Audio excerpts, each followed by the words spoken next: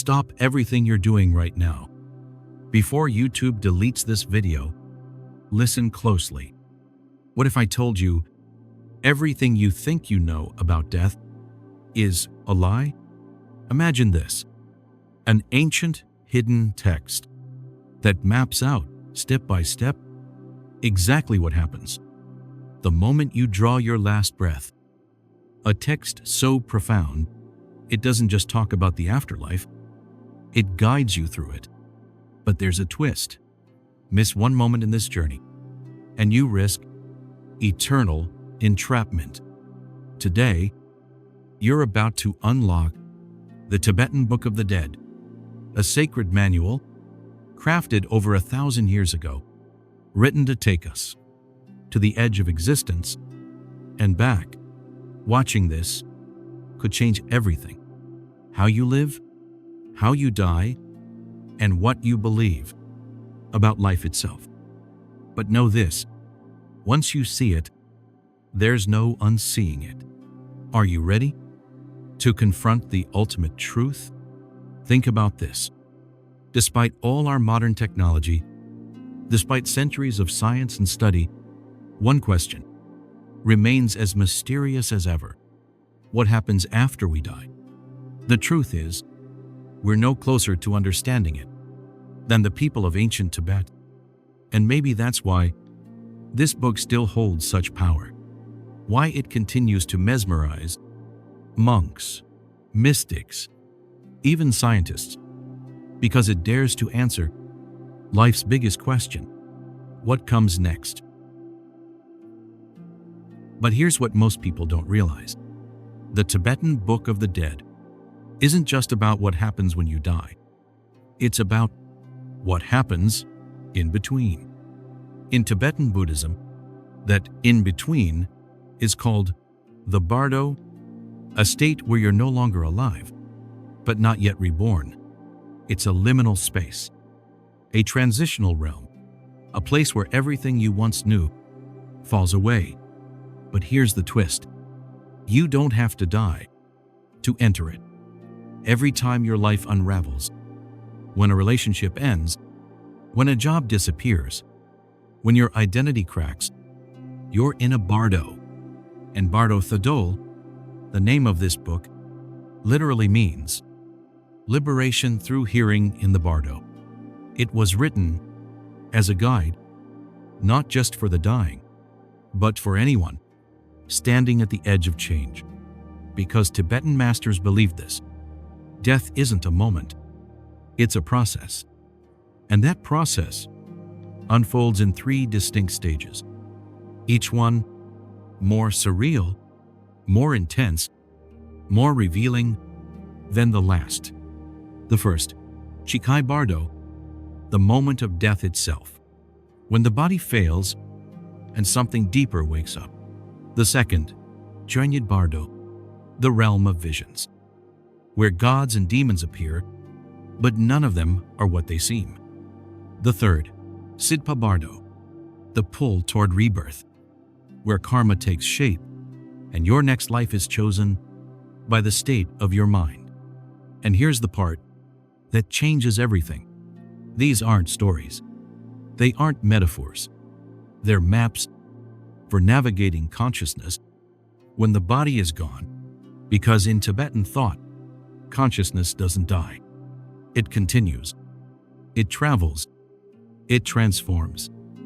And if you can recognize what's happening, you can wake up inside the Bardo itself. So what exactly is a Bardo? It's more than just the space between death and rebirth. It's any transition, any time when the old dissolves and the new hasn't fully arrived. Think about it. How many moments in your life have felt like floating, like falling, like you no longer know who you are? That's the Bardo. It's the space where your identity unravels, where reality feels unstable, where time loses its grip. And according to Tibetan Buddhism, there are 3 major Bardos you'll pass through after death. Each one is like a chapter, a realm, a chance, but also A test. The first Bardo, Chikhai, the moment of death, when the body shuts down and your consciousness comes face to face with a brilliant, blinding light. They call it the clear light of awareness, pure, vast, unfiltered truth. Recognize it, and you're free. Miss it, and the journey continues. The second Bardo, Chönyid, the realm of visions, peaceful deities, wrathful demons, hallucinations? Maybe. But here's the twist. They're all projections of your own mind. Everything you see is you. The third Bardo, Sidpa, the final pull, the gravity of karma, where your past actions and unresolved emotions begin shaping your next life. This is the moment where your soul chooses without even knowing it's choosing. Together, these three Bardos form a complete map, from death to rebirth. But here's the secret. You don't have to wait until your final breath to explore them, because every heartbreak, every breakdown, every transformation is a Bardo in disguise, and every one of them is an opportunity to wake up. Now imagine this. You've just taken your final breath. The world fades, your heartbeat slows, stops, and everything you once called you begins to dissolve. But your awareness is still here, not attached to a body, not bound by time, just floating, open, awake.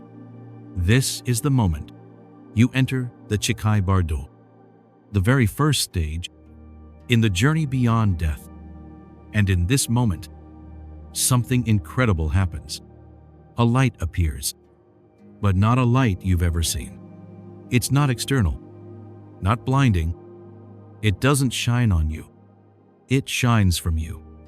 They call it the clear light of awareness, the purest form of mind, unfiltered, unconditioned, uncompromised.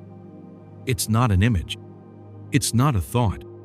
It's the thing behind all thoughts, the source of every experience you've ever had. In Tibetan teachings, this light is you, not your ego, not your personality, but the essence underneath it all. And here's the truth. If, in this moment, you can recognize that light, if you can realize, this is my true nature, you can achieve instant liberation, freedom from rebirth, from illusion, from suffering. This moment is the doorway, the final test, and the greatest chance. But it only lasts an instant, one flicker, one breathless eternity.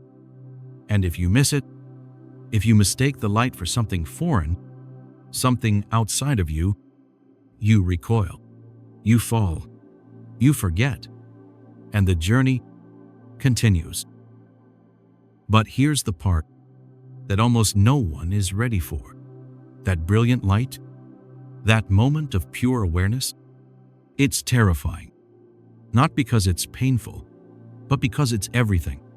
Too vast, too still, too real. And for most minds that spent a lifetime clinging to form, to name, to ego, that light feels like obliteration. So instead of recognizing it, you resist it, you panic, you retreat, and just like that, you fall.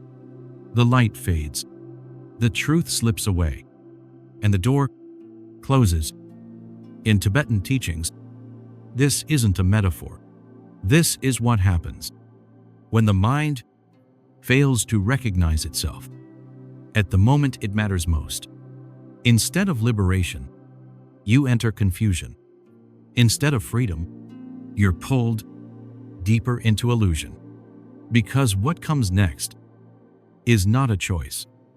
It's a reaction, a karmic momentum set in motion long before you died. The fear you carried, the attachments you fed, the identities you refused to let go of.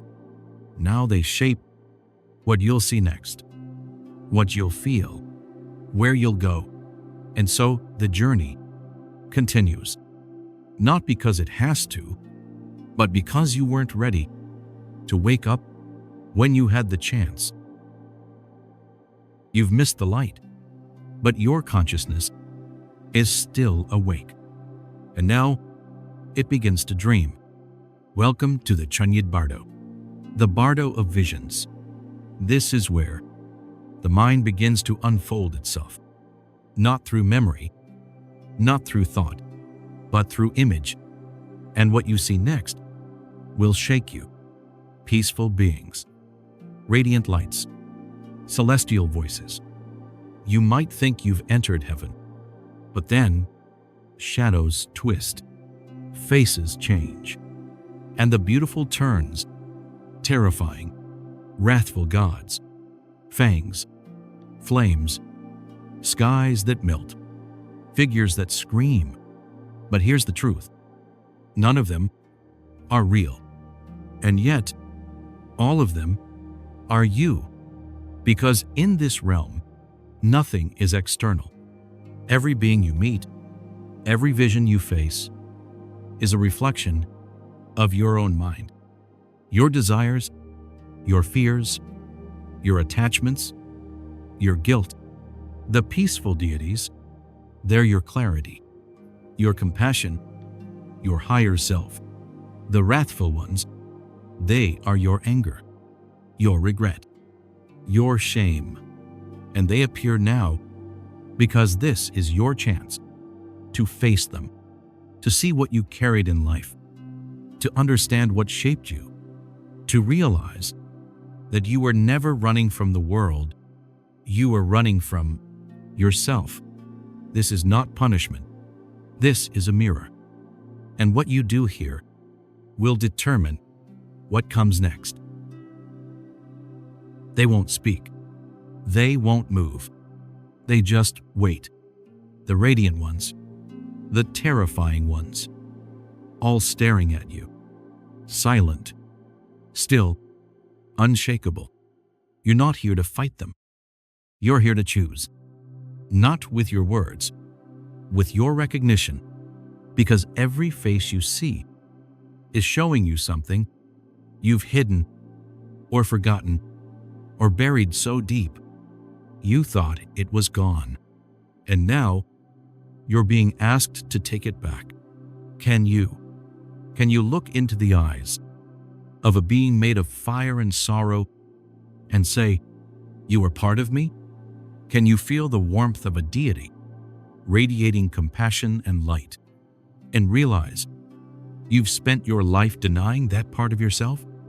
Because this is the real purpose of the Bardo of visions. Not to scare you, not to trick you, but to confront you with what you truly are. Not the person you performed, not the mask you wore, but everything beneath it. This is the test. Most souls fail, not because they're weak, but because they turn away. They label what they see as other, as enemy, as God, as demon, and in doing so, they exile themselves from their own soul. The peaceful gods vanish. The wrathful ones grow louder. The visions distort. The Bardo begins to pull you deeper. But if you can hold your gaze, if you can stay present in the fire and in the light, something else happens. The gods don't disappear. The demons don't fade. They bow because they're not here to dominate you. They're waiting to be accepted, not worshipped, not feared, integrated. And that's the only way forward. In the Bardo of visions, the test is not whether you see the deities, but whether you recognize yourself within them. This isn't about belief. It's not about religion. It's about reflection. Because what appears before you now is the raw material of your life. Your impulses, your defenses, your dreams, your unresolved wounds. And here's the deeper truth. What you see isn't just what you are, it's what you've refused to become. The wrathful deity is your anger that never spoke. The peaceful one is your compassion you never trusted. The grotesque, your shame, given form. The luminous, your forgotten potential, now returning with eyes wide open. Carl Jung once said, "Until you make the unconscious conscious, it will direct your life and you will call it fate." This Bardo is the moment where that unconscious becomes inescapably visible. No more shadows, no more lies. You are face to face with the architecture of your psyche. The gods don't test you. The demons don't punish you. They reflect you.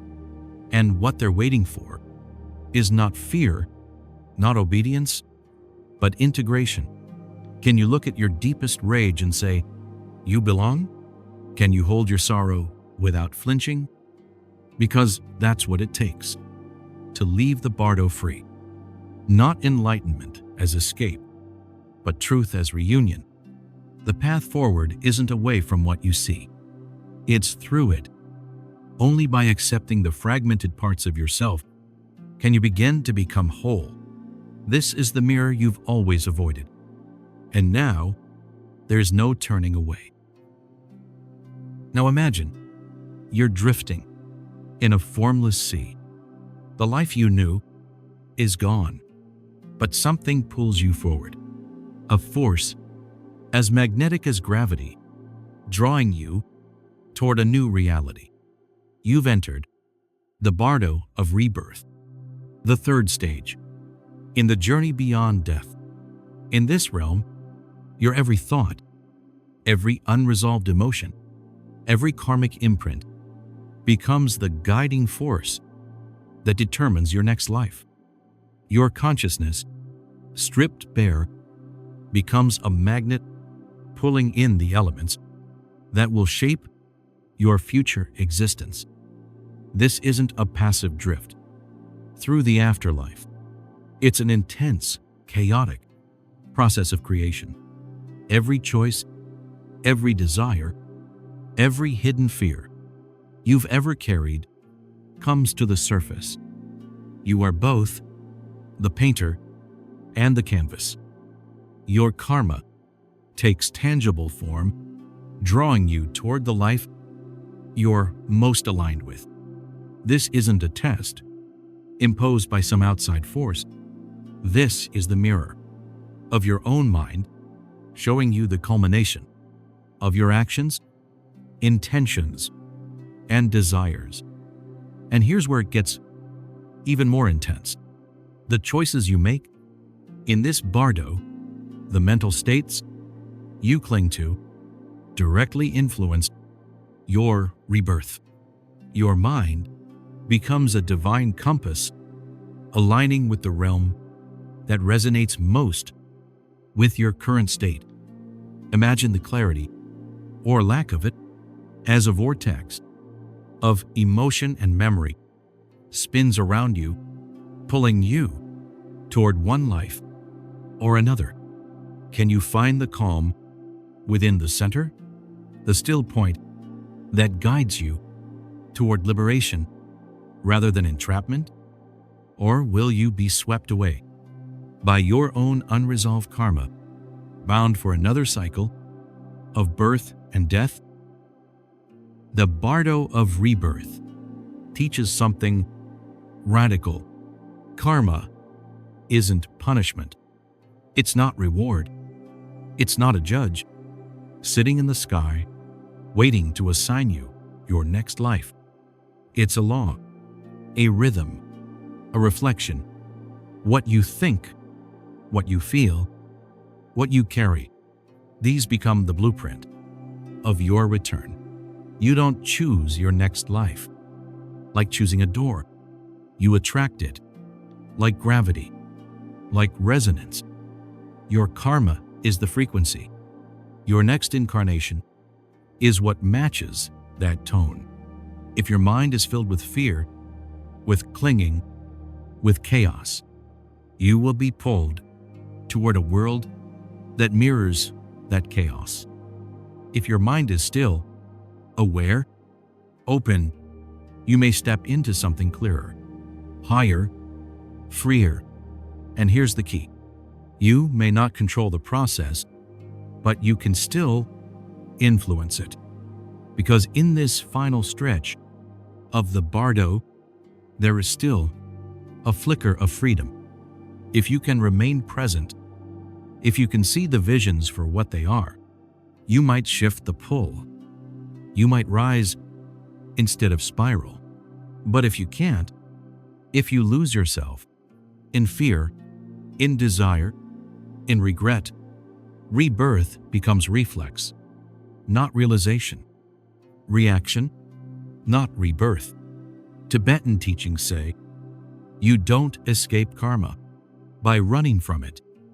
You transcend it by transforming it through mindfulness, through clarity, through conscious living before you die. Because every choice you make right now in this life is shaping the frequency of the next. The Tibetan Book of the Dead was never just about death. It's a guide for how to live. It teaches that the mind is not a battlefield, not something to control, to silence, to conquer, but something to witness, to understand that by observing our thoughts, without clinging, without resisting, we begin to loosen the invisible threads that keep us bound to suffering. Meditation isn't just a spiritual routine. It becomes a rehearsal for death, because the same awareness that watches a thought arise and pass is the same awareness that will one day watch the body dissolve, the self dissolve, everything dissolve.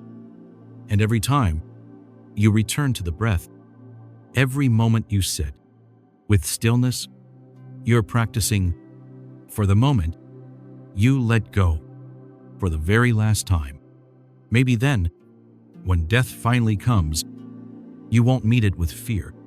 You'll recognize it, welcome it, walk through it with your eyes wide open. Tibetan Buddhism teaches that mindfulness isn't about escaping life. It's about meeting it, moment by moment, without resistance. When we train the mind to be still, to observe, we begin to unravel the illusion of permanence.